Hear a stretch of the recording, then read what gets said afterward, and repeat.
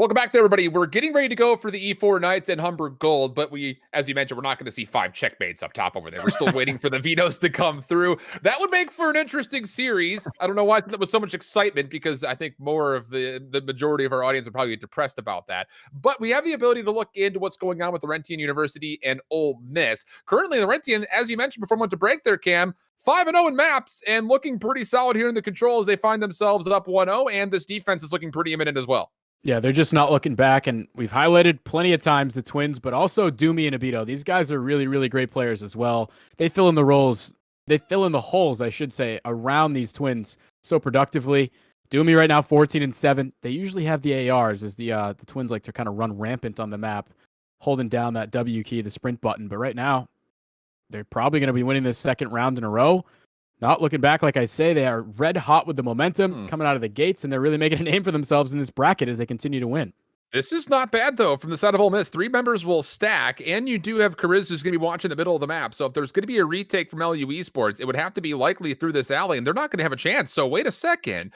Ole Miss, late life here, with only about 6.7 seconds or so left on the clock, had an extra minute onto it. And with these couple of eliminations, they've got an opportunity to clear the middle of the map and maybe even start making some progress over here at B. The life lead has also been dwindled just down to a difference of 2. And I like the move to push up into the spawns there from number 8. He had a teammate who could have done the same. I would have probably liked that, but instead he's going to go down. So now this is the chance for Laurentian to get out of the spawns, at least try to get some map control back, as the top of the plane so important here when you start to capture B. Obito's underneath going down. That's a huge kill right there for Ole Miss. Again, you really need to be holding down these power positions. Yes, you could start to get on the point, but you have to think these players on the defensive end will be able to do exactly that, come around from these off angles and get the kills. K1 falling back down onto the point, nobody there. It's a moment where, for Ole Miss, you got to just get some map control before you start to get on the point. Here it is. And this is it right here. Complexus opens up the entirety of the front of the map overall. 20 seconds on the clock. K1 not going to win his gunfight. Ole Miss should be able to stall the clock out here with Kariz just dropping down. But meanwhile, Complex will fall. And that's maybe a bit of an overextension, because behind this whole play, Doomy had already found 2. So Kariz trying to secure the second tick of progress, wants trying to alleviate some space for his teammates to move on in, of which they will be hard-pressed to get there whatsoever. 7 playing up against 5. Lives might not make a difference. The clock is being dwindled down to absolutely nothing, and these eliminations for the side of LU Esports will lock down the defense. But Ole Miss, a late surge, nearly almost able to tie this game up with that second offense. Yeah, they're almost able to do it. Laurentian just feel like a well-oiled machine. Coming off spawn, everybody filling their lanes correctly and picking up on all the right angles, making it so difficult for Ole Miss to get anything together on the point. Seeing it in the kill cam. They're falling in from the top of the wing. They're coming underneath the plane. They're pushing from P5. It's just so much to think about when you're Ole Miss, so hectic on the map, and it just feels like the pace of play for Laurentian is too much to overcome. Again, that's just been their story all night long. They've been red hot here to start, and now they're up 2-0 in the control, chance to win another one with a clean sweep. Oh boy. I mean, who would have guessed? Not me. I mean, there were a lot of considerations about High Point maybe not being nearly as good as their record would suggest. But we've seen them on stream a couple of different times, and I thought the opposite. I thought they looked just as good as their record would suggest. But apparently not, as LU Esports has foiled that and now are getting a really good look and, well, a good piece of Ole Miss so far. First tick of progress at A will be maybe not fully confirmed. It was right near the edge. Kind of hard to tell, but Ole Miss will not step on to depleted as of yet. And yeah, no, it was not fully confirmed. So now the depletion is starting to come through. Also seeing streaks start to rain on in as Ole Miss is feeling pressure defensively. And, well, the streak usage not really going to come away with too much as LU Esports work out of spawn, and they're right back on, not just over to A. They've got some plane control as well. K2, those were 2 huge opening kills pushing out from P2. It's such a difficult gunfight to take. He's able to grab 2 of them. That's a big window for his teammates to get on the point now. Him and Obito duoing up on A. They're going to get the capture together. Everybody coming off spawn. All of a sudden, this is an opportunity to... Oh, don't speak too soon. Mensa, that's huge to get onto the point and find that kill, but it just slows things down for the time being. They will capture A. They're going to be trying to look for some more map control right off of this. If they can win these gunfights, back and forth they go. So still all up for grabs. But Kariz lighting things up through the A lane has cleared off any rotational pressure. K2 is really just stuck. I mean, it's really not anywhere he could go that he'd find safety. And that will be the end of his life as he was able to help capture that A zone. Ole Miss trying to push forward defensively. They're going to clean up the middle of the map, and you're going to get Kariz looking for a couple of spawn kills. And my goodness, he absolutely deletes K1. Now he will actually force the LU Esports spawns to the top, just right to the bottom right, pardon me, overall on the mini map. And Schiemann will sit there and say, that sounds like an opportunity for me to get involved, then so he will. Minute and 10 seconds to play, and Ole Miss, a lot of defensive pressure into the spawns of LU Esports, looking good for now, but we know how quickly that can change when you've got K1 and K2 on the map. Yeah, nice bit of map management there. Getting those players to spawn up so your teammates can keep the pressure on. Obito almost with a big play. A nice gun punch on the other end from Schiemann. It's going to create some time over by B. Got to start to push forward. I like that move from number 8 there. He might be, his position's known here, so Doomy with the nade shot is going to find him. Big position right now at the top, though, for Complex. Trying to hold down the top of the plane. This player slides on through. He's going to put the shots down. Can he get the second? The punch connects. So he gets Doomy down to 5 HP, but his teammates there to support him. Still not much doing here for Ole Miss as they try to get to B. Live starting to dwindle as well. But not bad here for LU Esports. They've cleared off a lot of space. 8v5 situation. Still plenty of time to work for these. Schiemann actually wants to go to an artillery strike, and as he does get killed looking down at the iPad. Doomy on the cross, locking things up, but has to trail back over towards the zone to stall the clock. 6v2, looking good. Mensa now with streaks, trying to rain those down. We'll clear some pressure off the point. This is still very doable for Ole Miss. Just need to get them off the point overall. And Mensa up top. No, not going to find the kills. It's up to Schiemann. He's going to get caught from the left. LU Esports clutch up once more. And they take a 3-0 series after a 3-0 control. They find themselves in the round of 16 through their first day of playoff action. Not only that, but yeah, just an emphatic fashion, just rolling right through the competition. Another 3-0 in a control. They just survive those streaks underneath. They're able to get on the point, forces those players on defense to push up to try to kill them off it. And they're holding down the angles. They're playing so well as a team. Again, they're coming off spawn, filling lanes. Feels like the chemistry's there. And I talked about earlier tonight how you want to be peaking at the right time. And it really feels like for LU, that's exactly what they're doing in the tournament. Oh my goodness. And they're looking good while doing it. I mean, you mentioned the fact that a lot of the time when we watch this LU Esports team play during the regular season, it was K1, K2 dominating the conversation. You can't forget about the fact that Doomy and Obito are playing just as well. I mean, I was going to say extremely well, but I'll even put them up one more level. They're playing just as well as K1 and K2. That makes for a very dangerous squad. And that's been the story we've said about a lot of different squads in the tail end of Split 2. Kind of looking overall at your New Mexico states, your Tulsas. They've all done very well in that second stage to show marked improvements overall. So great on LU Esports. They'll be happy to go away with 2 straight 3-0 sweeps in their first day of CCL playoffs ever. Great stuff from them, and it just comes down to what happens for their round of 16. Got to frame up what we've got in front of us, though, because our round of 32 matchup right here will be the E4 Knights, hailing from the University of Central Florida, going up against Humber Gold, a squad that, well, there's a lot to say about Humber Gold. Just comes down to, have they put in the right amount of time? Because one of the big marks we had against them last year was they weren't taking the regular season as seriously as maybe they should have, and they came in maybe a little bit unprepared as we normally would expect from Humber in those playoffs from Modern Warfare. Yeah, they better come in prepared today because this E4 Knights team is nothing to laugh at. I mean, they are going to be the ones who try to set the pace of play in this, and I think for Humber, it's a matter of if that takes place, how do you react to it? Cush Point is the guy I'm circling on my stat sheet right now, the captain for them, the AR, has the highest hardpoint kill death on the team, 1.7. But I think not only does he have to be slaying, but he really has to be managing his team, calling out, being that IGL, that in-game who says, all right, guys, they beat us to this spot. We got to rotate around here. He has to be the one calling the shots, making sure everybody's in the right frame of mind and in the right positioning on the map. Yeah. And you also have to be slowing down Jumper and Kyle. This duo right now for E4 has just been red hot all season long, both sporting a 2+ kill death ratio. In hardpoint, it's an AR SMG duo. So when they get heated up, really makes things tough to stop E4. So in the comms as well for Humber. Got to be paying attention to when you pick up those kills. Those are your opportunities to push ahead onto the hard point. Just kind of overall, when it comes to this E4 Knight squad, I think they really jumped into the conversation. I didn't actually mean to do this by wordplay, but I'm going to. Jumper is a guy that I think has really kind of been a pretty good staple when it comes to what he's done in the contender scene, or the challenger scene rather. And then even beyond that, I think he's had a number of great finishes when it comes to other TOs. I can't speak specifically to that, but I know that his name has been kind of floating around. So he's definitely one of those guys, like you mentioned. Definitely want to make sure you keep that name very fresh in your mind when you're searching for kills across the board. But for Humber Gold, these are your Black Ops 4 champions from the CCL Season 1.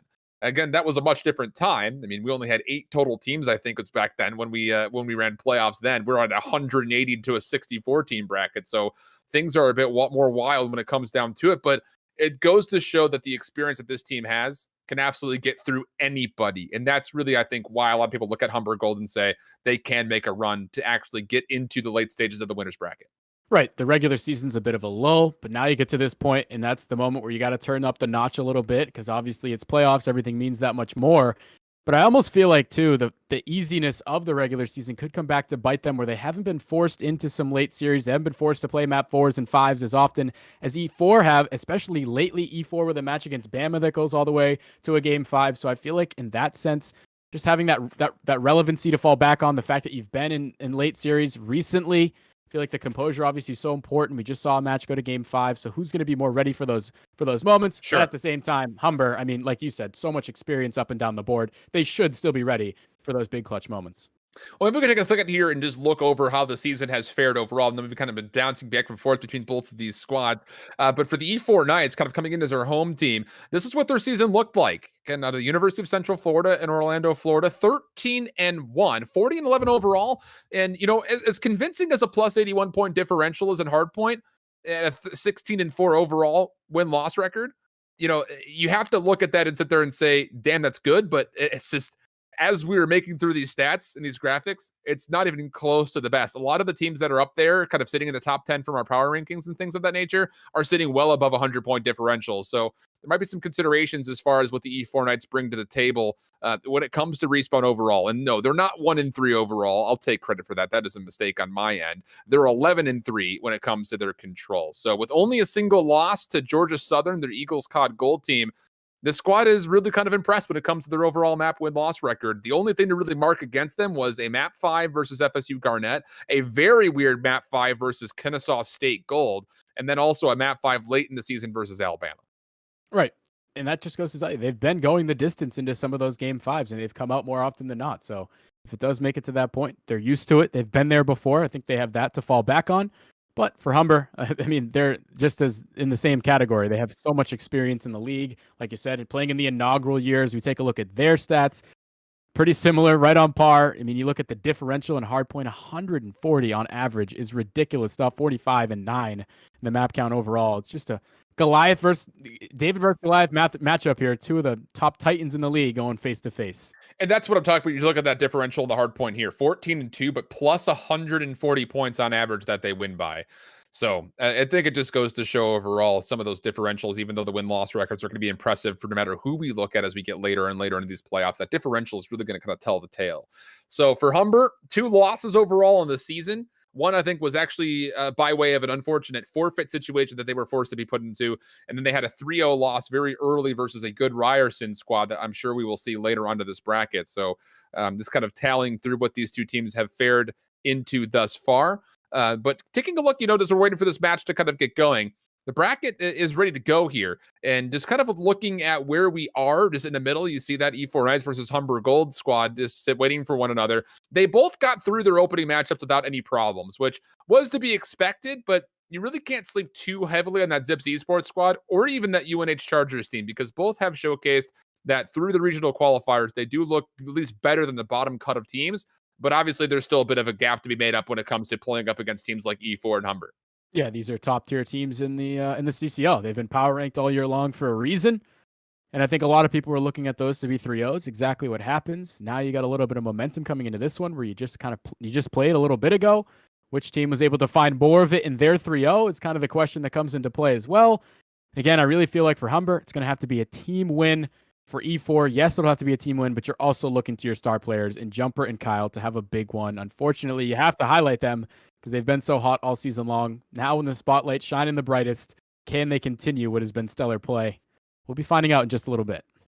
And just above that on the Delta stream, LA Tech Red going up against Rutgers Black. The winner of that one would play the winner of this one tomorrow for the round of 16. I think expectations would be that LA Tech Red shouldn't have too much of a problem versus that Rutgers Black team. But that said, Rutgers Black did find a pretty safe and convincing 3-0 versus LVC Esports in their first round. So maybe Rutgers coming with a bit more power here than maybe anticipated by their seed number in the mix. So it's just kind of something to look forward to overall. Everyone is in the lobby. So Garrison Hardpoint, let's turn our attention back to that. You have to feel like, again, the names that you mentioned are the ones that we should probably be staying on board with more often than not, because they've got not just potential to get this team some favor, but they've got takeover potential, which is one of the things that we haven't talked a lot about in the CCL. But for a lot of these squads, when you're looking at challenger style players, they bring kind of like an all-star quality, an X factor, if you will, when it comes to taking over a map. Absolutely. I mean, the competition they're going against probably on a little bit of a higher pedigree, so you get used to that playing against some of those high tier players. When you come back to the CCL, maybe it's your chance to kind of make it your stomping grounds, as these guys have pretty much for the majority of the season. A 2+ KD anytime in any game mode is quite impressive stuff. But we're going to be jumping into Garrison Hardpoint. And again, for Jumper and Kyle, it's an assault rifle SMG duo, which I feel like can only add to the emphasis. They can have so much more of an impact on the map, not only opening up those long sight lines and a chance for your submachine gun players to make more moves, but also the SMG players on the front line, creating all that havoc, being in the face of their opponent, making things intense and tough. I mean, these two are really going to be pretty important. I hate to put so much focus on them, but I think for E4, it's all dictated by how Jumper and Kyle show up. I think you're absolutely right. I mean, we haven't really had a lot of time to see this E4 Knights team on stream. And to be fair, we rarely ever see Humber on stream during the regular season. But trying to study up. I was dude, like, these guys some love. It didn't happen last year either. It was like we got into like playoffs and we're like, is Humber going to be good this year? Like everyone was talking about how they're playing with subs and they're just kind of fiddle faddling around. I don't even know what a fiddle faddle is, but we're making it up. It's kind of like a piddle paddle, but different. And it's just one of those things that you just never get a good read on Humber. But on the opposite side, going back to my initial point for E4 Knights, the players that you've mentioned, those bring out kind of performances that we want to see from E4 Knights were showcased at very great length when we've seen this E4 Knights squad play in the past. So definitely something to kind of keep in the back of our mind.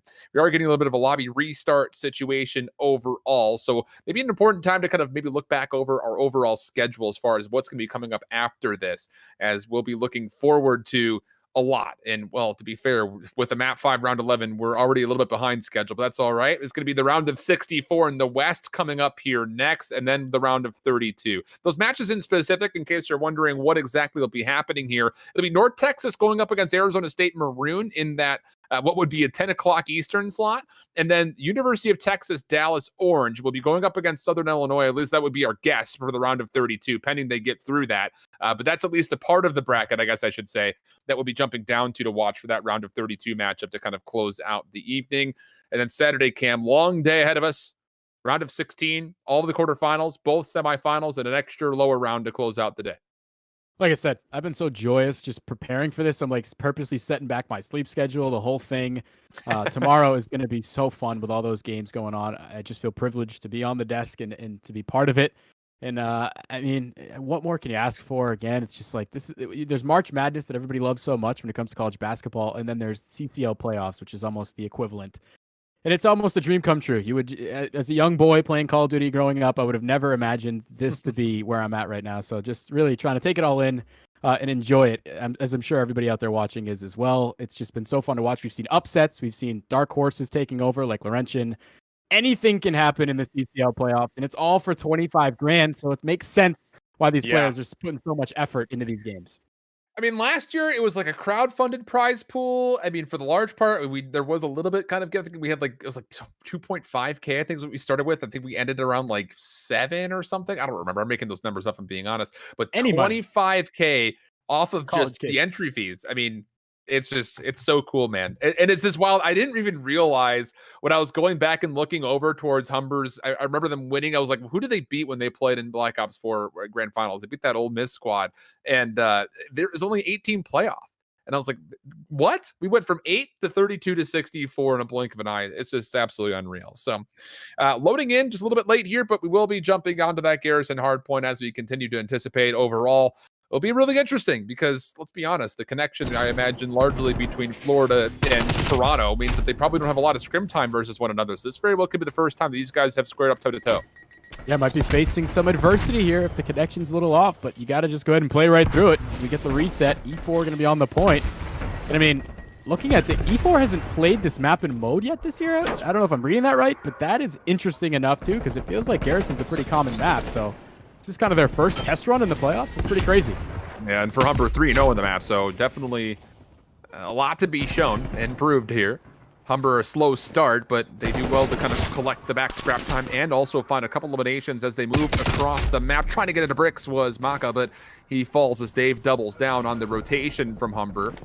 But it's not done yet. Kayam, a player that if you followed along in the Challenger scene largely in any form over the last couple of years, you'll recognize that name. A big all-star pickup for this Humber squad overall this year. Jumper trying to do what he can to hold on to the time, but has to finesse it. He does well, finds himself 2. 4-1 start for him, stays alive, gets help, and that will be E4 Knights clearing the point and finding themselves some good time here in the second hard point until Humber break from the back, clean in their own right, 4-man feed. And Humber say, just anything that you can do, we can absolutely do better. Yeah, and this is a moment for E4 where you don't really have to make an attempt to regain control of P2. You probably just want to cut off these spawns, and it's actually going to come back to bite them as they get a little over aggressive. I'm sorry. Now 2 players spawn out. They have to make a long run. This could be huge for Humber to try to get to P3. Kayam trying to get through. Just barely going down to low health. Big challenge. He does go down to Santi, so kind of up for grabs right now. You got 2 players over at P3. Who can get the rotation down? It is going to be E4 with control of it. Number 3 here trying to display his life. And you can already see, as the hardpoint opens up, there will be Humber members, not just Maka, but more funneling through this backside kind of armory area. Kayam good for 1 elimination onto Santi. That'll make things interesting. Maka really needs to play his life. You see number 7 of Santi will actually spawn right back up towards the second hardpoint, but for Humber, they have not found a way to clean up these kills in the back, at least not as of yet. Figure from the front making his way through tools. Will try to isolate Kyle in the back of Jenny's, but they have not done enough to keep the pressure on as E4 Knights will spawn up and then try to re-aggress, retake, work their way forward. A little bit of a panic melee, but Kyle still makes it look good with the second elimination, and that'll be good to keep this hardpoint neutral for a bit of time. Spawns are nuts. They're spawning close again here. Are they ready for it? They're not. Who would be? They're going to be able to clean these kills off the point. 15 seconds will go in their favor, but it almost could come back to bite them because now E4 are going to have the map control. They should be able to pressure them in here with control of top green and bottom mid. Oh, this is a huge route right now from Abbas. Able to get in behind. He's going to find that first kill, opens things up. Maka's there as well. 2 huge kills from the submachine gun players, and they're going to be able to get onto this point. 4 in a row for Abbas. Just on top of the dumpsters. Good help from Kime to keep him alive, if not just marginally. 80 HP, but cannot get away from the ASMG of Kyle the Brazilian. Maka for a couple, but it will not be enough to hold off the Knights as they walk right onto the 4th hardpoint, at least for now. Dave trying to make sure the middle of the map stays in favor of our team in that lovely shade of turquoise. And in the 3-for-1 exchange, things looking good. But, I mean, every time that something starts to really kind of unfold, you sit there and say, okay, it looks good. The opposite's kind of happened. A lot of special plays, keeping things dicey, and that's good news for Humber as they've largely been on the outside looking into this hill and only find themselves down, or pardon me, E4 find themselves only down by about 20 points. Yeah, huge plays out of Humber to keep him off the hill right here. It feels like E4 should have been grabbing a big chunk of time, but they haven't really. There's been a lot of kills back and forth. There hasn't been much of an opportunity to get onto the point. And really neither team able to grab anything off that P4. Now we're going to go to P5 where, I mean, E4, they've had the map control. It feels a little bit sloppy for them right now in some of these setups. This is going to be a big opportunity to kind of reset that, try to put things down and hold on to it a little longer this time. Abbas not going to check over towards his right fall. Santi for a couple. Kayam able to get the trade, but it comes at a pretty steep cost. But Maka playing over through lights, off-screen finds elimination. That is a brilliant piece of positioning to hold on to, and you can see exactly why. Wants to try to take down Jumper. Help will occur, and the assists will be generated over. 30 seconds to play for. Humber will win the back spawns late into this hard point, and now turn their attention to winning the high ground back. Abbas the first one forward, able to take down 1, and that will lead to an opportunity to where Humber can lock up this scrap time and still get a good look on the rotation to the first hill. But E4 Knights still showing resiliency as they continue to fight back. I mean, if I'm joining up into a league play game, Jumper's the teammate I want to have. Not only is he picking up kills, opening up the map so much, he's also getting on the point. He does it all really as an assault rifle player, so aggressive, and I think it makes things easier on his teammates for E4, although they're down right now. There's just so much more space on the map to work with. We get another rotation. Spawns are going to be there for Humber in terms of P2, but which team's going to grab some time here?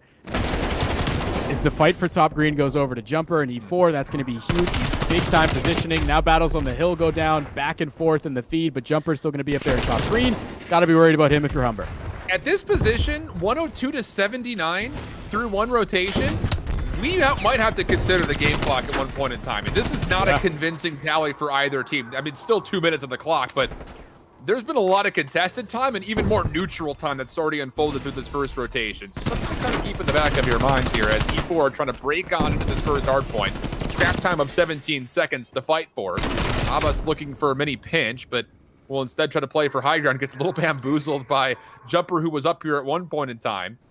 Abbas trying to rotate through, and he's stuck in for at least one elimination, but the trade will be there. Jumper still finessing around the second hard point, finds a second kill. That's 4 in a row at 16-9, and like you like to see, right back into the hill for nearly a minute plus worth of hard point time for the main AR. Yeah, Jumper's the king of that radar back there over on P2. He's been there all game long, and he's been so hard to kill. Smart plays from Humber. They know they have to hit these long routes through the bricks, but Kyle slowing it down. The second of the duo between Jumper and Kyle finding one. He is going to get traded out. But Humber, they fall again on the long routes. They have to try to push through the top of the green. It's not going to be easy with Jumper on the point. He's on 5, probably thinking about playing for some streaks. The lead going back to E4, and for Humber, you're just going to have to give them the rest of this time. You have to just chalk it, put your setup down, try to cut off some of these routes through the middle of the map. Need a solid hold here. I mean, last time we were here, Humber just kind of walked on into the back, blocked the spawns, and eventually there was a kind of a tug of war for who was going to spawn where for a time. E4 into the lead by just over 30 points. Trying to break through tools. Unfortunate team kill, but it will be marginalized by the fact that Humber will have the opening time, and with that, still the proximal spawns. And you might expect them to spawn by light, but instead they're spawning up by green. So now it's going to be a big spot for Kayam. He's finding one. He's finding extra information, and that's a huge one on DeSanti as he was low health. Great start for Humber on this hold. Talked about how they had to make the adjustments. So far, so good. Abbas holding down the front line. Got back on the hill. He hasn't really seen much action just yet because his teammates are doing such a good job. Finally, he's going to have to deal with Jumper here at the front. But this is exactly what Humber were looking for. They make their way right back into this game. Just been back and forth on these hills. Again, another lead change. Yeah, and E4 Knight's just a little bit too slow taking care of Abbas in the middle of the map. He zones everything away, gives information to his teammates of where the hit's coming from, and they respond beautifully. Oh, it's absolutely picture perfect for Humber. Right back into the lead by at around 20 points overall, and they actually have an exit. This has actually been brilliant overall. Kayam down low, actually switching positions with Kyle the Brazilian. They kind of keep going back and forth. A little toe tag as Kayam will generate an exit point for Humber, and with that, it also turns into immediate entry onto the 4th hill. Oh, so huge. It's so difficult to get from hill to hill here. They're able to do it early on. Now you're spawning E4 out. It's exactly what you're looking for. Jumper, though, with the awkward spawn is going to be in a big spot as his teammates spawning on the other side of the map. They're trying to set up a bit of a pinch. Time going over to Humber, though. If you're E4, you got to start to make something happen soon. Jumper wins a big one. Dave as well. The kill feed going back in their favor. They're able to find 3. They're able to find time on the point. But you still have favorable positioning, I guess, for the time being for Humber. E4, though, they're the ones on the hill. Yeah, it's favorable in the fact that this rotation is going to be pretty easy for them to lock down. It's unfavorable in the fact that you still had 28 seconds with the scrap time you wanted to fight for, because now all of a sudden E4 Knights are in a convincing space to reduce the gap. And going back to what was initially that game clock, remember when we were on P1, it was 2 minutes and 22 seconds worth of time on the clock. We're only down to 1:56. So these hard points throughout this entire second rotation have been convincing for one team or the other. And if Humber can hold on to that rotation, like you mentioned, that could lead to even more of that. But will they read that E4 have already started to spawn behind them? It looks like yes, as RJ Santi will fall, the Humber members in response will turn around to watch their backs. E4, very smart here to hit these long routes. They know they have to work through bricks. Kyle with a big kill. That should give his team a chance to show some support. Reinforcements. They're all getting into bricks now. 3 players trying to push on through, but the other team at Humber's picking up on it. They're finding the kills. Kayam with 2 huge ones to slow that down. And they're going to be inching closer to the finish line here. This final 20 seconds looks like it's going to go over to Humber Gold. They should be able to get the positioning and the zoning out from P1. This is a huge opportunity. Kyle the Brazilian making his way through lights. Oh, he tried to go back and pinch the hard point. Did not have support. Gets picked up by Figure from behind. E4 Knights, they need to work through this hard point and on to the next one. And Jumper's 2 kills to open up green might be the opportunity for them to do just that. Dave trying to work with them, but Trophy Systems denying Trophy Systems has made life very difficult, very dicey. Abbas going to move through to find the elimination, and Humber will have numbers. They just need to try to find a way to clear off these last couple of Knights players under the hard point, and they're slow to do it. So now all of a sudden, E4 Knights, off the respawn, they find 3 kills. and E4 just need to take down Maka to put them in a position to lock down this first hard point. Huge kills. They're going to keep this game alive. They're going to have control of this point where they can soak up some time. They know these players are fighting for it. Number 7 is going to be in a big spot as well. Probably want to put some more focus over towards P2 and top green. Now he's thinking about going to do that, but you also can't let this win take place on P1. Now 20 seconds left. It's not going to, or it still is enough, but the contest should be good and to at least force a P2. Now you got to start to think about your rotation for the money hill. Kyle the Brazilian 1v1 versus Figure, not going to take it. Can't win here for Humber, but look at the rotation. You've already got Kayam up top, generating a space for them to move. Jumper in the first rotations on this stat truck has been incredible. He's going to need to be here once more, though. Dave trying to watch the back, but Jumper falls from the front. You can't give up more than 3 more seconds. Dave working forward, not going to find anything. E4 Knight spawning out. No chance to get there. Humber will strike first, 250 to 192. It felt like that was a big moment at the end there for E4 to hold down P2. They kind of get a little discombobulated with their setup. It creates an opening through top green. That's all Humber needs to get on the point. Only 4 seconds to win it. And you're right. I mean, that first set of rotations was so heavily contested. It got to P4. Neither team was able to grab time. And then we do another set of rotations. Finally, it's a little more back and forth, some solid holds. But for Humber, it felt like that P3 was absolutely massive. And then to string it together, they get that big exit out to P4. Ends up being huge. And they close it out there in map 1. Oh boy.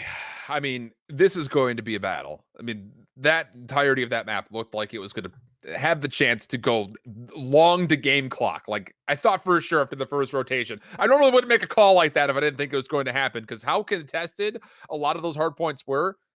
Mostly staying neutral. Not they're actually not being contested. It was just the gunfights were happening all around the hard point that nobody could step in. I thought for sure if that continued that we would see game clock deciding the outcome of that first map, but not the case. So we'll go over to a Moscow for the search and destroy here up next, and that means, well, for the search and destroy overall, tallies have been really pretty good for both teams. I mean, granted, again, both these squads finished near the top of their regions, but only a couple of losses on search overall throughout the entirety of the regular season for both squads.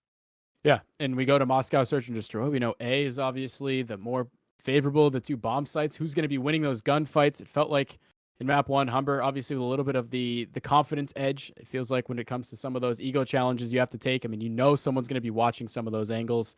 It's just a matter of how good is your movement to force some misses. And it's also one where we see pivoting from bomb site to bomb site so important as well. Going up and down Eskies in through mid can obviously be really huge. Keep the other team guessing is obviously what you want to do in search and destroy. But like you said, Alan, it's really hard to pick a winner in this one because of how well matched these 2 teams are and how well they've played search and destroy all season long. You kind of have to wonder, is the shoe on the opposite foot here, though? Because we were framing up for the E4 Knights. Have not seen them play a Garrison hardpoint yet. They lose it. Now we go over to the search and destroy on Moscow. Humber has only played it twice. Whereas for the E4 Knights, much more comfortable. They're 4-0 overall on it. It's their second most played search map. So who knows? Maybe it's just a little bit of back and forth. You take your map, we'll take our map, and we'll see you in map 3 to decide who's going to take the swing map. Absolutely. That could be the case. And I mean, with these 2 teams, they don't have a bad game mode. So it's difficult to say who's going to come out with these. But I mean, just based off the way Humber was playing in that map 1, you have to think they're carrying some of that momentum in for E4. Yeah, you're going to have a big answer here because you do not want to go down 2-0 in this series against such an experienced squad. You know they're probably going to have a good chance to close it out in the 3rd game. So it really feels like a big moment right now for E4. Almost a must-win to draw the series back to 1-1. I was just about to ask, do you think that this is a must-win map because of those narratives for E4? Because as we get over to, I mean, to be fair, this is actually a pretty favorable map set through and through. I didn't really make the connection until I looked down at my notes and saw what maps we were actually playing. For E4 Knights, you've got the opportunity, kind of what we said for Full Sail. This 2-3-4 is great for you when it comes to what you've been able to show through the regular season. Not only because the Moscow Search and Destroy, you're perfect on 4-0, but the raid control, or pardon me, the garrison control that's coming up for E4, they're 5-1 on it, and then the raid hardpoint, they're 5-0 on it. So you have to feel like this map set was well designed by the E4 Knights. Just comes down to, can they convert on that as compared to the opposite, which we saw from Full Sail. They weren't quite able to get that job done. Right. I mean, even if they lose this map, it's not the end of the world. They have had success on the next maps and modes. They can fall back on that. just feels like if Humber Gold is one map away from winning it, it goes to that next raid hard point. That's anybody's ball game again. It's not a position you want to be in if you're E4. It feels like this is a must win to at least create some breathing room so that we know we're going to that second hard point. Because, I mean, if Humber gets up 2-0, if they're in a closeout match, we know they're capable of it. They've been here before. They have the composure to do it. So both teams have it, but Humber obviously has the experience factor. Humber 8-0 on Raid Search and Destroy. Right. The long and short of what we said is do not let Humber get to that map 5. Because not only have they been great on Search and Destroy, but they're going to play their best Search and Destroy if it does go to map number 5. So there are a lot of considerations when it comes to this map pool. But 2, 3, and 4, all great news for E4 Knights. I think the way that we could really frame this up is maybe not a must win, but you really feel like it's a more necessary than unnecessary win here, because trying to find a reverse sweep versus Humber in the first place is bad, especially when that 5th map is their best overall Search and Destroy. So take from that what you will there, friends. We're loading on into the Moscow Search and Destroy. As mentioned, E4 Knights, they're flawless here so far, at least through the regular season. Obviously, a much different caliber of opponent in front of them here, so the statistics might not reign as strongly as you may normally figure when it comes to hearing stats on a COD broadcast, but it is important to note that this is by far one of their more played maps, and obviously with that, they've been flawless on it. Right. And it's always so interesting too, because you kind of glide through the regular season when you're these top teams in the CCL. Sure, split 2, you start to see some tougher competition, but for both of these teams, they haven't seen much of adversity. They haven't seen series go too deep. So once it gets to the playoffs, all of a sudden it's like, how do you deal with that? And I think for Moscow Search and Destroy, yes, the more favorable of the 2 bomb sites, but I'm also going to be paying attention to which team goes towards B, towards mid, shakes things up a little bit, especially early in the game. I don't feel like saving your go-to play for the last round is always the way you want to do things, because then it might be even more expected. It feels like you should almost throw that out at the start of the game, kind of just mess with the thought process for the other team. Now all of a sudden it's like, oh wow, they went to B in the first round. Are they going to do that every single time now? Those kind of things, I feel like the brain games of Search and Destroy is what really can kind of tip the odds a lot of times. It's all about who's winning that brain battle. And these two teams can absolutely bring that extra level of 3D chess into the mix. But it looks like our host is having a couple of problems getting things started. So instead of us continuing to podcast about E4 Knights and Humber Gold, we'll send things just to a brief break. We'll come back, let you know that we're all good to go, and we'll be jumping in with both of our squads in the Moscow Search and Destroy right after this. Welcome back, everybody. We're getting ready to go here after a little bit of a late start here. The lobby situation is all ironed out. We're good to go. Looking freshly pressed for a Moscow Search and Destroy. And the big key here, just to kind of hit it in case you're just jumping between the multiple streams we've got going on, is the fact that it feels like, and I'm just going to go ahead and say it, E4 Knights need to win these next 3 maps. That just has to happen. I just don't see a world that they go to a raid Search and Destroy in a map 5 to reverse sweep against a Humber team who's 8-0 in that map. I just don't see it happening, Cam. Yeah, you're absolutely right. Humber's got that in their back pocket. Like, if it goes there, they're so confident. They're undefeated on it all year long. So, yeah, for E4, you have to win these next 2 maps, it feels like, especially after you drop map 1. Now, all of a sudden, you're in a hole. You had to dig yourself out of it before it becomes too late. That raid hard point isn't going to be easy to win either. So, yeah, it really feels like it's these next 2 that you have to win, the Search and Destroy and the Garrison Control. It's a moment right now for E4, like I say, where all season long you've been gliding through things. It's been pretty easy going. Now all of a sudden you're faced with some adversity early into a series. You're in the hole. How do you answer back to that adversity and try to dig yourself out? Agreed. Well, we'll have to find out exactly how they try to collect themselves up here for the Moscow Search and Destroy, jumping right on through. It'll be the side of Humber, who will have the offense first. E4 Knights at the 3-1 split. The one member sitting in the middle of the map is RJ Santi. And he's going to have to read this and try to keep his life, because there are Humber members all over the place, and he is caught in a corner, tries to dash away, and is able to do so, but it does keep the B site completely vacant, and Humber will take advantage of that. Yeah, it's huge to be able to get away with your life, because all this information now goes to his teammates. The push is coming through B. 2 players are going to stay home at A, but somebody comes over to help him out. That's Dave. At this point, yeah, somebody else needs to rotate over too, because you're sure of it. They're here at B. Somebody come help me. Santi in a big gunfight to start things off will fall to Maka.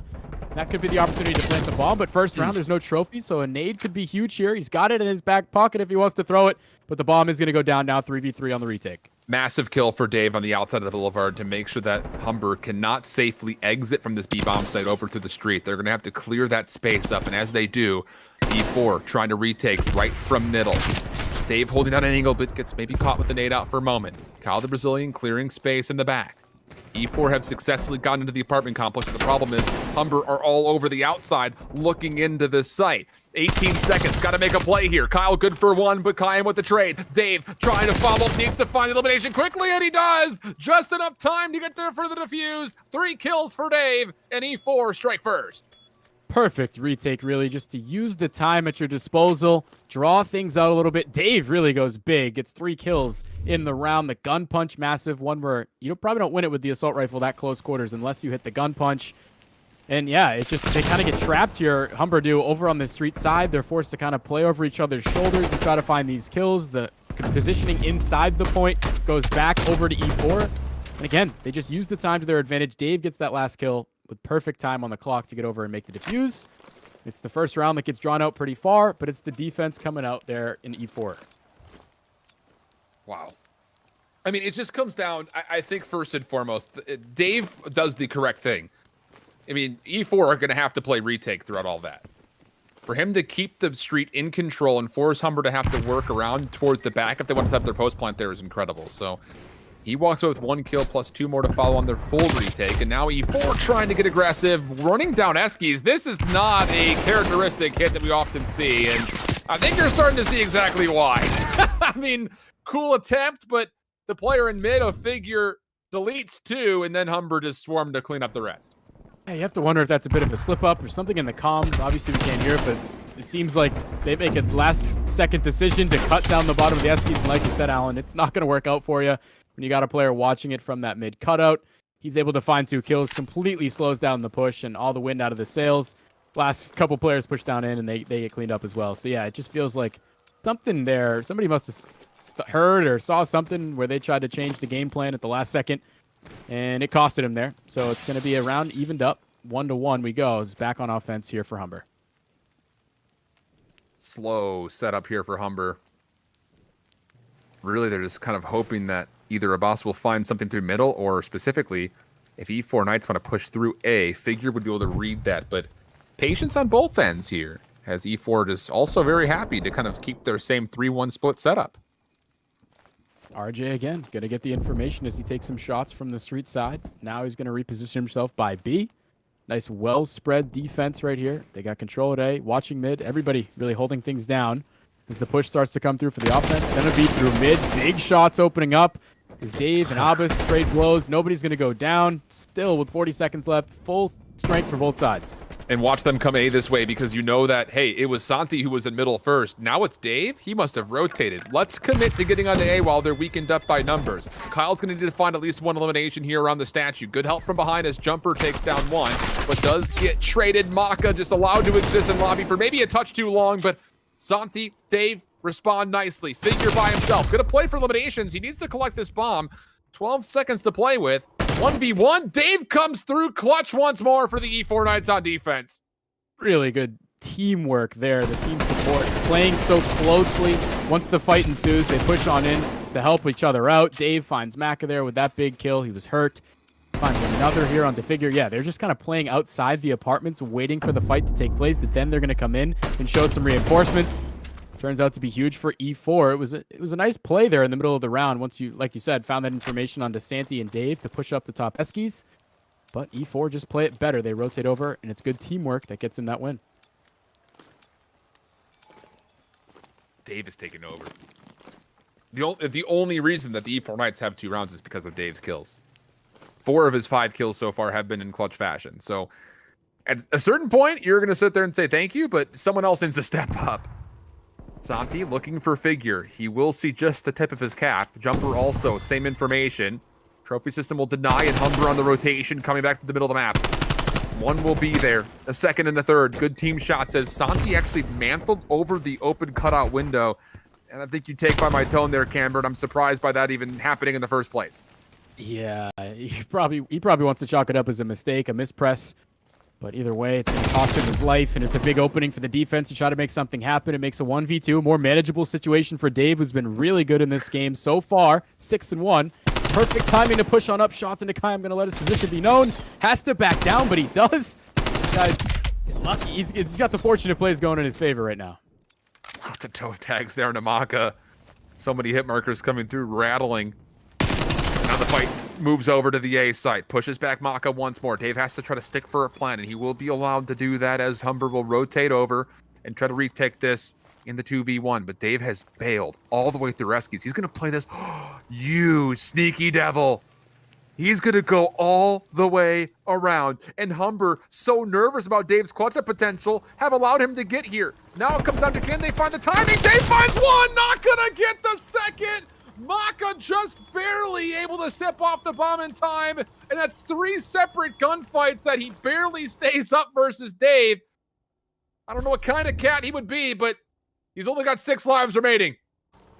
Yeah, sly one at that. And I was just going to say, Dave's had some fortunate moments, it feels like, where he's gotten away with his life. That was almost another really fortunate one with Maka grabbing the bomb at the wrong time. His teammate able to get him hurt just enough where he can pick up the trade, and almost an unbelievable play from Dave. Not only is he hitting his shots and getting the kills when he needs to, but it feels like his IQ is on a different level right now, playing so confidently. He's up to 7-2. You're absolutely right, Alan. It really feels like the only reason that E4 even have a couple rounds in this game so far. Yeah, I'll go ahead and just go and sell that narrative. I don't know how much anyone will pay for it, but I'd pay. Okay, we'll take those. Another passive setup here for Humber. E4, similar setup, but the only difference is Santi is moved from the middle of the map over towards the B apartment windows. So that will force Dave to rotate over a little bit sooner towards that kind of yellow hut in the backside of what would be that second hill platform. And Humber, without any information, will delay, go mid, and then cut right back through Eskies, it looks like one more time. Just comes down to, will they come on favorable trades this time? Mako seems to want to be the first one forward. Trophy's denying any information initially. Kyle the Brazilian, he's thrown up, finds himself a couple. Dave there for a bit of help. Leads things just down to Abbas. Good luck, have fun for the 1v3. Oh my gosh. I wasn't expecting that kill. Crazy. Needs to still regen his health. The challenge onto RJ comes just a half second too soon. And he falls, and it's really Kyle playing that little cruddy spot, laying down, finding 2 kills to slow down this push. Massive stuff. Abbas was able to get the trade, but those 2 kills there from Kyle were enough to slow down this push. And Abbas in the 1v3, it's not going to happen, although that kill was ridiculous onto Dave. It didn't matter in the end. I thought for sure the round was over. I mean, if he gets a little bit more regen off, that challenge around Statue would have been maybe a favorable gunfight for Abbas as well, but will not unfold. So still the defensive monotony that we continue to see here in the CCL playoffs continues to plague us. Dave, who he really can't do it all with any weapon, will decide to go from AR to SMG, maybe kind of hinting towards potential aggression towards B, in which Figure's going to have to read this from the cutout window. Should have seen some information. It looks like he has. Relay that to his teammates, and it looks like rotationally, Humber will once again commit a couple of numbers to make sure B stays safe. Yeah, they're really going to rotate back. 3 players here getting ready for the retake. Figure doesn't want to give up positioning just yet. It's hanging out near the closet. Slowly creeping forward, though. Shoulders around the corners. You should hear that slide in the closet. Now it's Maka thinking about making the challenge. Could be a huge kill onto Dave. He's going to know as soon as the bomb goes down. Kayam finding one. The second going to be there from Maka. Huge stuff on the retake. Not letting the plant go down easily. Now 4v2 favorable position. Kyle trying to even the odds. But it's going to be difficult here, and you have to already start to wonder if they're defusing. Well, hold on a second here. This is so passive from Humber that E4... Oh, what happened here, Kyle? His timing might be incredible. He's going to find... Oh, no, not enough. I was about to say, maybe a lineup in play. Humber really stepped off the gas. You find those first 2 kills, you retake apartment. But Humber just kind of let the play breathe a little bit, and it nearly let it breathe too much to where E4 Knights had a little bit of extra life in their lungs to make a 2v4 occur. Put a lot of faith in the information they get there from mid-map. They rotate back from A to B. They're ready to make the retake happen. They don't really let much time go by before they make their initial push. E4 doesn't get a chance to set up, and it's huge there as Maka gets the kill off the bomb planter. They're able to push right in, and it's one of those moments, too, where for E4, you show the push to B offensively, and the defense rotates over. It's almost a chance where you might pivot back to A, kind of catch them off guard. You see teams doing that a lot. Either way, they commit to B. It doesn't work out for them. It's just a better retake from Humber, like I said, just a little more aggressive with it. But can that aggression show up here on their attack? Because we're still living in a world of defense so far. Ah, and the boss, that's not great. Doesn't get as far in the slide as I think he was hoping for. Santi with an aggressive peek to the middle of the map will find first blood for the E4 Knights. And for Humber, that provides so many different obstacles because you're essentially going to have to make sure that you clear this middle because there's really no safe way to go to A or either B. Yeah, this is perfect positioning right now for E4, holding down everything. Santi could be the first one to see these players cross over by the street, in which case he'll have to give that information over to his teammates. But number 2 really could be the one to make a play as well on an island right now. He could be the one to find this pick near mid. Instead, he's going to squad up with his teammates who are making the push to B. They're going to be crossing over. Santi's going to be in a big spot to find some kills. Or at least find the information. That would be fine as well. But he does allow 2 members to cross, and there's nobody here at B. I mean, E4 have not moved whatsoever from this 2-2 from A and mid. They will be able to surround the apartment complex from multiple angles, but this bomb's going to be planted for free. And for a 3v4 with the street available, Humber has a chance to make this happen. This comes down to what Kyle can find here, and well, he finds them. No! Kyle, not like this! Kyle finds a couple eliminations. It's down to a 1v1 after the self-nade comes through. Jumper playing the outside. Has to be the one to make the first move. Figure just outside the windows is going to play a timing. And the timing will not be to go back through a window. He's going to play this in the middle of the map. Jumper, what's the call? Will he read this? Waiting for it. There's the challenge. Jumper pushed aside. Figure going to dance back. It's going to be stuck for the defuse, though. Figure's giving it up completely. Jumper's going to stick, and he's going to get the defuse just in the nick of time. What in the world did we just watch? I mean, it feels like that's the only play Jumper has there. I don't know how you let it happen. You hurt him a little bit. Yeah, you don't want to take the challenge right away and give him a chance.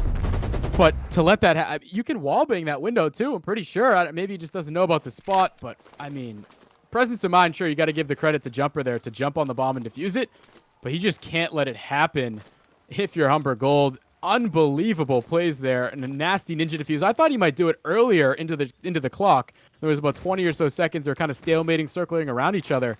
But he gets it done in the final moments. That's incredible stuff. E4 will take the lead with it. Oh, man. So defense still holds strong. Dave, aggressive. Not going to get the best of Figure. So Humber in a 4v3. Kyle going to make the exact same play. But the bomb's not a part of this, at least not as of yet. And Santi taken down low has to be very cautious here. If he falls, collecting this bomb up again with number 4 of Kayam up top in the window is going to be very difficult to do. 48 seconds to play. Got to make a move, and Kyle will absolutely execute. Forward, finds the kill, makes it a 3v3. And again, they're going to have an opportunity to plant this bomb. Nobody in there. Kyle's able to grab all the control of it. He's going to be holding down this close corner. A big stun for information. Still, he's just holding strong. Probably not going to want to throw a nade at himself. Instead, Abbas uses that wallbang. He knows about it. Big kill there to open things up. Now these 2 players are in a tough spot. Santi goes down as well. Jumper cleaned up as the last one. And Abbas, thank you. He's done some research here. He knows about these wallbangs. He's putting them to good use. And wouldn't you know it, Cam? Still stays all defense. So 4-4 overall. This little pull, yeah. A really Cheeky. great lead from Abbas. Very cheeky indeed. Even a little, oh my goodness, how quick is that little shoulder slide? I don't even know if that's a thing, but I'm going to coin the phrase because he just absolutely slides forward, gives us a little pirouette, and dives on back to read the intel. Heck of a retake from Abbas on 3 in a row, 8 and 5 now overall. But still, someone has to win an offense. Yeah, and Humber, they've been going to A lot, so it seems like they're going to switch things up a little bit here, try to go over towards B, or even one of those fake plays that I'm talking about. Show a presence at one of the sites, and then try to pivot it back to the other. It can really catch a team off guard. Just try to lure some of the bodies away from one site to open things up a little more. First blood, good for Khan. That's through the middle of the map as well. What is that going to do to E4, who continue to play this 3-1 split? Looks like Dave has gotten through. Kyle's just going to aggressively peek Eskies, gets a kill and walks away. Humber's passive setup not allowing for the trade. So 3v3, 52 seconds on the clock, and Humber are stacked up. And they're going to sit there and say, remember when we got that first blood? Let's push through this. Oh my goodness. E4 Knights are going to have maybe no idea. Dave is not going to read this in time. Jumper left scratching his head saying, what in the world? How did they get there? But where do you go from here is the real question. Because Now Davis flanking the flank, finds himself one, but not the second. Up to Kyle, 1v2, not if you expect the challenge to be as close as it was, and Humber get the first offense on board to go up 5-4. Such a great play call. Haven't seen it all game long to push through the backside of A. You catch everybody sleeping. Nobody's looking the right way. And I liked the move from Kyle. He repositions well, but it was really up to Dave to make that play on the back end with the pinch. He falls to Maka here in the kill cam. 2 huge kills. I mean, yeah, even though it was a great play call for Humber to push in through the backside, E4 still had a chance in that round. Dave just unfortunately couldn't find anything else. And in the end, the play call pays off for Humber. They take the offense that we were looking for, Alan. Now they got a leg up, and they have a chance to close it out here in round 10. If there was ever a time for E4 to win an offense, yeah, it would have to be right now. Another different look coming through, though, for E4. Passive play over through A from Kyle the Brazilian. Double focus of 2 players in the middle of the map to try to keep some pressure onto Figure, who's already given up the middle. And how about this? Humber's going to full rotate. Santi has by no means committed to playing through B. And he's going to read there are players that are lingering in the middle of the map. And now E4 Knights need to make their decision. And they'll show us that that decision will, at least initially for now, be over towards B. And this would be a nice aggressive retake I'd like to see out of Humber. Don't even allow them to get the plant down. I love this move, though, from E4. The fake, now your chance to rotate. But how about Humber's picking up on it? The IQ from these 2 teams, unbelievable on full display. First blood, good for Jumper. Also knows that a boss is nearby. And Kyle going to find a second. There's the third. Meanwhile, just kind of glancing over towards our Charlie stream, the Western round of 64 has started. And you can see Colorado Black in a bit of trouble versus Navarro College. Everyone from the Southwest has said, hey, this MC Bulldog squad, incredible. But keep our attention on to Alpha, at least for right now, and the E4 Knights, they will close things out. So very quickly, looking over to see what's going on with Colorado and Navarro. Well, there it is. There's the answer you're looking for. Navarro's going to find the 250 to 174, so they will strike first in the round of 64. Careful for all those bracket-busting matches. If it stays that way, that would absolutely, I imagine, be one of them. Yeah, Navarro's another one of those dark horses. I spoke with Relk not too long ago, last week or so, just to kind of get ready for a match, and this dude is confident as the captain of that team. He's really, yeah, he spoke some pretty wild words, so I definitely would say Navarro is another one of those dark horses you want to watch out for. E4 Knights will get the round 11 offense after winning their prior one. And how about the setup? Something very similar to what they just pulled. But how this is different. Look at Kayam number 4 playing aggressively through the street. This is the first time that Humber have done something like this. Will E4 Knights respect the potential of this play to happen? Kayam will watch every bit of transition over to B. That means that Humber can play aggressively still onto this A site, which they currently are. This is a very difficult situation for E4 to have to break down. Absolutely. You're almost stuck in mid again here. You have to, at some point, decide your move. Kayam could have gotten over-aggressive, could have tried to hit that flank. Instead, he's going to retreat to B to hold things down. Now the decision to push up through Eskies. The defense is ready for it. Shots coming down. Abbas draws first blood. Huge for the defense. It's even more of a stranglehold getting put on these players. Aka right behind the play, but actually takes a couple of shots, reveals his position, but the flank, as mentioned from Abbas, will be too good. Jumper, 1v3, no bomb. Time also an enemy now, so call it a 1v4 if you will. And he's not going to have time to collect this bomb and plant. He's going to have to find kills. They will not allow him to do this. Humber will win the round 11 with a bit of dicey aggression for the first time. A different look. Jumper, do what you will. Kayam's just playing with you. Humber's going to go up 2-0 in this series, though. They do it on defense. Both teams were able to trade a couple offenses, but in the end, it's defense that holds strong. Humber, great stuff, and it's really just a tough spot that E4 put themselves in, being in mid. Yes, you can kind of make a decision on either bomb site from there, but when that information goes over to the defense, they're going to do exactly what they did there. They're going to strangle you in there and not let you out. Humber knew exactly where they were. They take advantage of it. Big stuff out of Humber. Now all of a sudden, it's a tall task for E4 Knights. Yeah. I mean, this comes down to the simple fact that Humber have guaranteed them at least a map 5. If they even need to get to that point. And if that does indeed happen, we've already talked about it a lot, but if you're joining us here late, Humber 8-0 on Raid, Search, and Destroy. So for a reverse sweep to occur here for the E4 Knights, it's going to have to be a pretty miraculous one. Now, that said, momentum can be a hell of a drug. And going into a garrison control and a raid hardpoint in which E4 Knights have been very good on the year, who knows? Maybe you can take some gas out of the Humber COD gold card here that we got going for us. Exactly. That's the positive they have going forward. Yes, it's a tall mountain to climb, but you've been solid in garrison control. You've been good at raid hardpoint all year for E4. And if you can win those two maps in a row, obviously you'd have some momentum going into the map 5, and you might be able to upset Humber. 8-0 on raid search and destroy is obviously not going to be easy. But like we're saying, I mean, there's 2 favorable maps up next for E4, so at least there's that positive going forward. Yeah, and you have to do it convincingly, I feel like. That's the big key. You've got to come out and really take it to Humber. Because to be fair, I mean, that first map, 250-192, close game, really, realistically, all the way throughout it. If you can come through on this garrison control, raid hardpoint, 2 of your best maps, let's say, I don't know, let's throw out some numbers. Let's say you 3-1 them and you 250-160 them.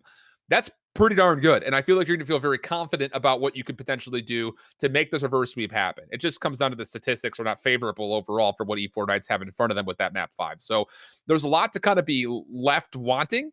I think just generally a missed opportunity overall on that Moscow search and destroy for E4 Knights. I'm not necessarily going to discredit them though, because for Humber pulled out a different look in round 11 defense, and E4 did not have a response for it. Right. I will say I think it is a positive that goes to round 11 for E4. I mean, if it goes to that raid search and destroy, at least you can draw back on the fact that you're pretty evenly matched in the Moscow. I mean, both teams were kind of throwing a lot of different setups into the mix, like you're saying. They were mixing things up a lot. So I really think the fact that you're able to hang with Humber there in map 2 has got to be a positive if you make it to that raid search and destroy. But like you said, Alan, not only do you want to win these next 2, you probably want to do it in pretty commanding fashion so you can get some more of that momentum going into the raid, where it would, yes, favor Humber, but I think at that point it's anybody's ball game because E4 would have all the momentum going into it. We were pointing at it, though. They probably needed to win one of these first 2. Yeah, I think so. I mean, at least map number 2. I think if you could have stolen away the garrison hardpoint, that would have been incredible because there's not a lot of instances we could look back onto E4, whereas for Humber, a little bit more rehearsed on the map overall. But the Moscow, search and destroy, the garrison control, the raid hardpoint were all maps that I really realistically needed to come through for them. So tough overall, but not done yet. Still have the garrison control. I don't know if we have the ability, Benji, off of our lobby status to take a look back at that round 11 specifically for us. But absolutely incredible setup, I think, just working that one through. That's the big key, is the fact that they were able to pull something that we had not seen as of yet. So it's interesting, I think, to see what overall is into the playbook, because if that's on a map that they're not all that confident in, that's another reason that I feel extra nervous about what comes forward eventually for this this map number 5 that we have in front of us. Right. So I don't know if we have a second to kind of take a look overall at what exactly we have in front of us, but this setup is so different than what we saw prior from a team like Humber. We always continually saw this player in the middle of the map, but never did we see this player kind of make their way up and through into Globe. And when you do that, you've got the ability to set yourself up into these 4 key spots to where you're contesting this space, you're contesting this space, and you're contesting this space. There's just nowhere to go for E4. You either have to push through and get this kill faster, but if you do that, you've got someone watching at you. So right. It's a really good adjustment overall for Humber. Really like that play came through at the very last second.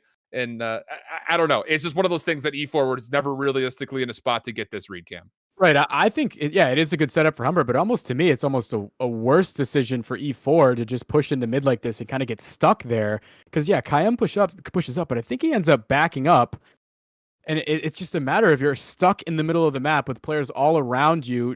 There's nowhere for you to go. You kind of have to make a decision on where you want to make your break happen. You have to get one of these kills to find an avenue to work forward from. So I don't know. It's great setup from Humber, absolutely. But also I just feel like a blunder for E4 in that round 11. That could potentially be series costing implications. We go over to the control on Garrison, swapping on in. And so far, well, good kills for the side of Humber. And you can see number 7, Maka, is already pushed so far forward. The figure searching and hunting Dave will clear out the back of Humber as well. 40 seconds to the clock, and E4 Knights have realistically one chance to get onto a zone here. Yeah, Jumper is still in the spawn, knowing he has to get this kill on Maka before he can even move forward. Abbas now forcing the emphasis. It's so difficult here on offense when these players start to spawn trap you. Nabis has picked up a Craig now, 6-1 in this first round.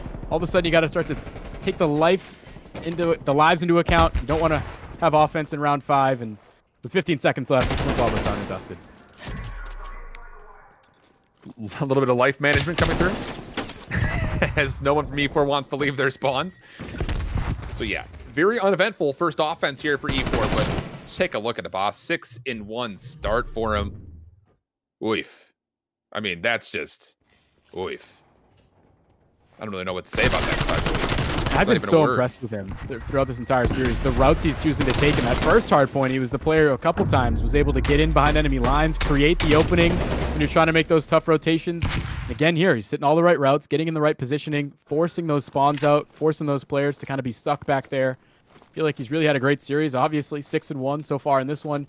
And then on the other end, for Dave, yeah, he gets up into this crate position that you can see on screen here early into the round. He ends up falling, and not to really nitpick the round, but it almost feels like a situation where if you're able to get that far up the map, you kind of need to play your life to buy some time for your teammates, because you know they're getting spawn trapped on the other end. Dave still trying to get aggressive, but how about this? Humber will full flood through top and go immediately over towards A. Big brain. I mean, big brain's one word. It's just, that is playing with fire. I mean, rarely. And I don't think we've ever seen it in the CDL. Maybe one time I want to say Atlanta Fate's Faces opening happened. It is because they were playing up against streaks. But the retake, very convincing. Jumper 5 in a row. 5-1 for him here after a very slow, obviously, start in the first round. Comes up very nicely. Figure, dancing with the devil, which happens to be Kyle the Brazilian in this instance. We'll find the first one, but not a second. Santi not going to double down, and that will still leave an opportunity here for Humber to hopefully work through tools, but maybe easier said than done because the E4 Knights have reinforced the same position. Yeah, and you mentioned Jumper there. He is going to fall on 6. I'm really looking at him to kind of be the player to step up for E4 and push them back into this series. I mean, we highlighted him at the start, 2+ KD in a lot of these game modes. Really the go-to player for E4 has been a little quiet in this one so far. And it would have been huge if he could get those streaks. He doesn't end up getting them. Figure that's a huge one onto Kyle to give yourself some separation to get out of these spawns. You still have to get some progress together at B. Yes, there's 2 at A, but you're probably not going to get that last tick. So they go to B here, and it's another battle for position. If they can find a kill on the Santi here, there might be an opportunity to actually rotate over through the high ground and get over towards A, which kind of looks like a boss maybe wants to do. But actually, no, pardon me. He's actually on the low ground. I thought for a second he was up on top. Not the case. 2-for-1 exchange. Clock down to below 20 seconds. Means that for Humber, the only way you extend this offense is by capturing this B zone in full. First tick of progress will be good. E4 Knights playing a lot to the middle of the map. If they get taken out here, this could be dangerous. Dave wants to try to contest through lights, but he's tagged down extremely low. But meanwhile, the players actually in the middle of the map for E4, they will find some good kills that'll stall off the progress of members for Humber that could stack this, at least for a time, and make sure that the E4 Knights defense can still be able to reinforce with numbers. Big kill from Santi there, but these players able to trade it on out. Still a chance to get on the point. 3 seconds left. Huge stuff from Kayem. He's going to push on up. His teammates should be able to get there and stack it. Kill those trophies, put your own one down, and this round might be extended. Big gunfight. Dave's going to win it. And there's still 2 players on the point, though. Got to get this final tick. Dave will fall jumper. He wants to contest this last 1.5 seconds, but this could be very costly. Santi from behind, trying to also get there. Kyle the Brazilian not going to clear off enough space. It's a boss, the last one alive. And they will capture the B zone. 1 tick of progress required. 9 playing up against 8. Small favor off the lives for E4, but the small favor surpassed by the smaller amount of time that life statistic held. And Santi, who's 4-11, will be required to find the first blood on this next engagement, pending that Humber actually want to go to the high ground, but instead, they are stacked down through square, which means that Kyle the Brazilian will have to try to clear some space. The boss going deep. Wait, they're playing for lives. This is taking some time, Cam. They're going to have to try to push to get onto the site very quickly. They're just going to need 1 clean sweep to get in there for that final tick. Mac is going to be the first one onto it. He's got these players back by the satellite. He's able to stay alive right now. Dave now circling in from behind is going to find this big kill. The second there, good enough to tag up Maka, but he's going to stay alive, keep this round going. His teammates have to hustle off spawn. Only 4 lives left. Big one there, trying to make it 2. Jumper's able to clean him up. And that should be enough for E4. Only 1 life remaining. It got a little sketchy in those moments, but it's all up to Figure here. He's just going to start to play for the kills as his team's up 1-0 already. It's going to be even, though, after this. Too cute from Humber. You've got 35 seconds You've got 2 ticks of progress on A, and you're going to tell me that your win condition is killing in spawn? I do not agree with that decision whatsoever. It just takes too long to get around the back, and by the time that E4 Knights recognize that this play is coming from bricks and the back alley, all the players that are on the point have to do is just try to stay alive long enough for the respawns, which will have to be behind that play to come in. That's, I don't know. I don't like that play at all. Yeah, it feels like you kind of have to set up a pinch there. I mean, it's so difficult to push out a top green, but if you have players from brick side causing a distraction, forcing these other players to turn their heads, that's your opening, and you got to use it there. I agree with you, Alan. Definitely a little too cute. But at the same time, I do like the long row. Like, I think you have to do that, at least 2 or 3 of you. But just taking a little too long with it, or they just hang out by the hill and they win the round.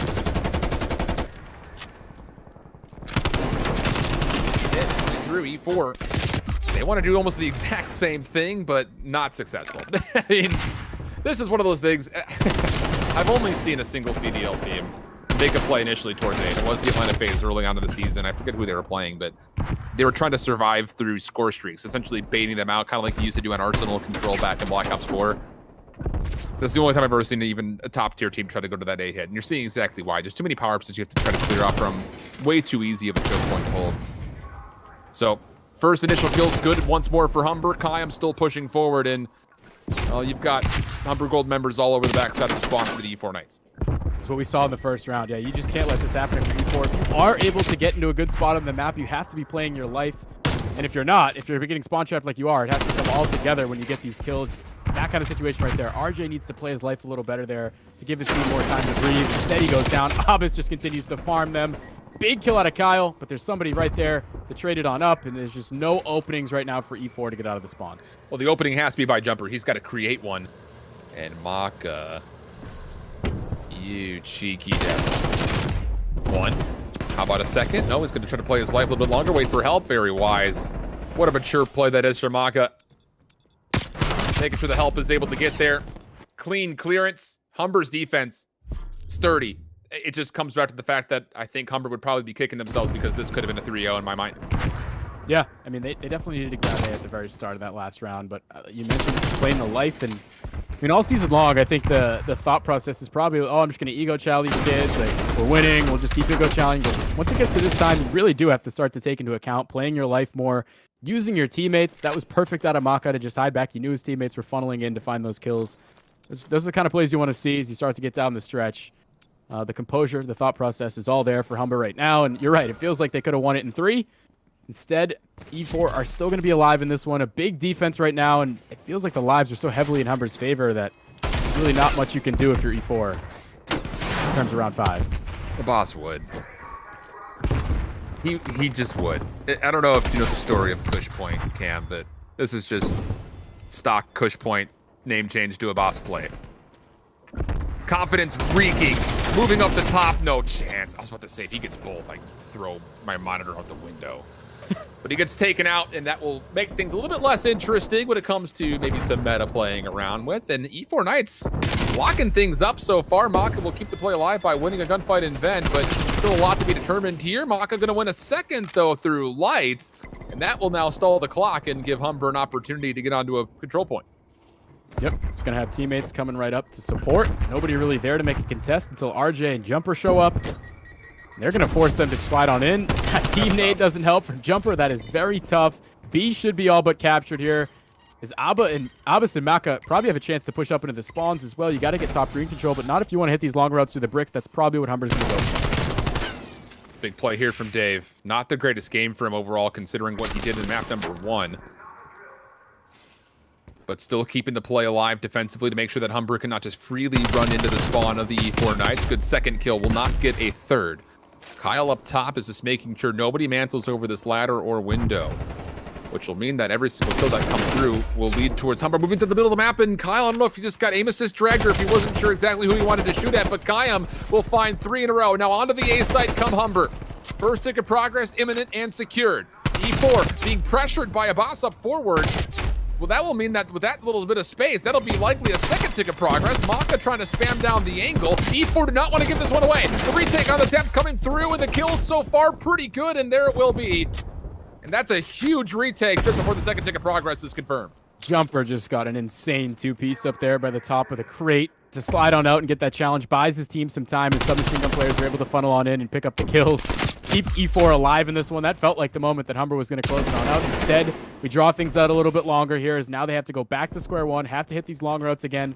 E4 coming off spawn. Should have a chance to pick up these kills, but they're back onto the point. Not good right now for the Knights. Aka. Beast mode. Finds himself 4. Everything gets the 5th. I thought that was Kaya's, but it's Maka's. Unbelievable. He will single-handedly, well, not single-handedly, he has a little bit of help. But that's like when your friend is helping move a couch, and you're just like, where are the pillows? I'll just take the couch pillows. You take the frame. I'll take the pillows. That's the only bit of assist. Maka goes absolutely ham-bony through the middle of the map to keep this play alive and give Humber the 3-1 win. He's in the flow state. You can see it. I mean, he was playing his life so well earlier on in the game. Now he says it's my turn to turn on up. Finding 4 huge kills in the end. They get back onto the point, and Jumper bought his team some time with that big two-piece. It felt like an opportunity where they could retaliate and kind of turn that round back in their favor, but instead Humber, they do it again. They go back to square one, break on into the points, and it's 3-0 Allen. Unbelievable stuff. 2 of the top teams in the league battling it out, and it's Humber. Pretty commanding in this one. Yeah, if you were out there predicting in brackets and you sat there and said, ooh, with this matchup, and maybe you were thinking about E4 Knights, you cannot sleep on the Black Ops 4 CCL Season 1 champs. 3-0 in this one, a full sweep. Got some more action coming through. We're going to try to close out this search and destroy with Colorado Black and Navarro College. Still tied up in a really good one. The hard point, surprising, but it went the way of Navarro College. I think it was like 250 to 170 something or other. But in the second map, it's a 5-4 situation once more, and an opportunity here to where Navarro can actually go up 2-0 in the series. This is so huge of an opportunity. Relk 13-6, really the star player for the Bulldogs. Another one of those teams in the CCL where you got a star player and everybody just kind of filling in their role, carrying them right now. The chance to close it out, like you say, it's an interesting play decision right now for Colorado to push through mid. They're picking up on it. Nitros finds the first kill. Apocalypse there for a trade. Now 3v3. They're kind of stalled out in mid, but that's a huge kill from Jugster. Now the AOK to push on into B. Apocalypse loves these crazy sights. Just back on up and plant the bomb. He is going to finally get on into B and lay this bomb down. You think? Oh my gosh. Still thinking about it. They want to get that one extra kill. And Apocalypse, what the hell is that loadout? Is that a hollow scope on a 74U, my man? He usually does it with the Krig, but yeah, this is a different look. Things looking good for it, though, as CU Black will see you in round 11. God, my wordplay is just atrocious today. Never let me say words like that again, Camber. I thought that was good. I actually think no, don't enable me like that. Something proper would say. You had a good one earlier. The jumper one, jumping on it, whatever. Yeah. You've been great. Very consistent with it. That's all you can ask for is consistency. Wild seeds. Apocalypse is he is consistent with that sight. He usually uses it on the Krig, but I've never seen anything quite like it on the 74U. It gets to a point where that's blocking your field of view. You can't see things as well. Oh man, but either way, he's 10-7. He's leading his squad with it, so yeah. I'll shut up and let him keep doing his thing.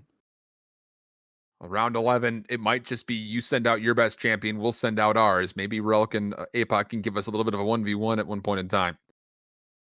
I would love that. An initial stack from Navarro College, they'll sit there and say, I haven't seen or heard anything, and they will immediately kind of turn tail and run.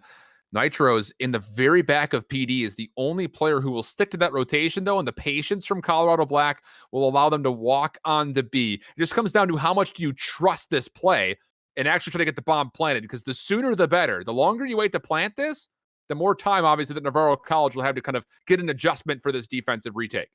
Crazy to me that not at least one player hasn't rotated for the Bulldogs. Finally, with the bomb going down, they know they have to make their move. Nitros is in a tough spot back there. The nade could connect from Apocalypse. It doesn't. So Nitros is going to stay alive. Still a 4v4 with the retake. Apocalypse pushing on up into the closet. And for Navarro, at one point, they have to decide to push this all together. He's getting huge information as these players cross over. Royal's going to draw first blood. Huge stuff. Relk finds another. This is a big opening for Navarro. 2 players left for Colorado Black to try to bring this back out. Jugster finds 2, but Nitro's there for another, and it's all up to Norte here in a 1v2. He just has to check the bomb, though. That's the only thing. He finds elimination. He can just get away. All he's got to do is kill off a couple more seconds. Relk going to try to find the kill, but it's not going to be in time. Oh, my goodness. Jugster doubles down. stays alive long enough to find a third on the repeat, and Colorado Black in round 11 will tie up this series 1-1. Man, this is looking like a good game. And it makes you wonder. You go back to like the beginning of the round before the bomb gets planted. Navarro taking so long to rotate back over after nothing shows up at A. If you rotate just a little bit earlier, at least one player, you have to wonder if the timing works out a little better in the final stage there when Relk gets that last kill. Does he have 3 extra seconds to get over to the bomb and defuse it in time? Instead, they put too much faith into A. Right underneath their nose comes Colorado Black. And you're right, 2 huge kills from Apocalypse to buy some more time. They pull it out in the end. That would have been huge for Navarro to go up 2-0. Instead, draws up the series, and now it's not looking as likely for the Bulldogs to get that upset. Well, we got to send things to an admission here because we got to get Arizona State ready to go for their matchup coming forward versus North Texas. That's going to be a really good one. But before we head on off, there are a lot of things going on with CCL, and it doesn't just include what you're seeing here in playoffs. If you've been loving your time with us so far, hey, love the fact that you guys have yourselves a pretty good home to kind of call yourself, at least for the weekend. But if you're wondering how you can kind of return the favor to this broadcast, well, you absolutely can, because every year the Esports Awards recognizes the best in collegiate esports. And actually, you yourself, you right there, I'm not talking to anybody else, just you. You can help by submitting a nomination in just 3 easy steps. Head on over to esportsawards.com/nominate. You want to select the Collegiate Esports Award box, fill out College COD for the nomination, submit, fill out your information. It really is that simple, and it goes a long way if you want to see some more recognition come our way. We would really, really appreciate that. We would be able to get more people like Camber to join us because more people like him will know, and we love that because we love Camber. And then once he gets here, he's going to stick around as long as he can because he loves being here just as much. Even better when he speaks in the second person. Oh, I love that. It's great. Well, and I'm wondering too with that, like, who gets to go up and accept the award? You get to like shake Dr. Disrespect's hand and be like, "Yeah, we got the award. Like, no big deal." Like that would be pretty cool too. We got to get the award first. That'd be one heck of a hand to shake. I'll say that much. But we're going to send things over to an intermission. We'll be trying to get Arizona State Maroon coming onto the screen here, going up against North Texas. Morgan will be joining this handsome man over to my left, I believe. So we'll be sending things just to a brief break. Don't go too far. College COD playoffs continue into the Western region right after this.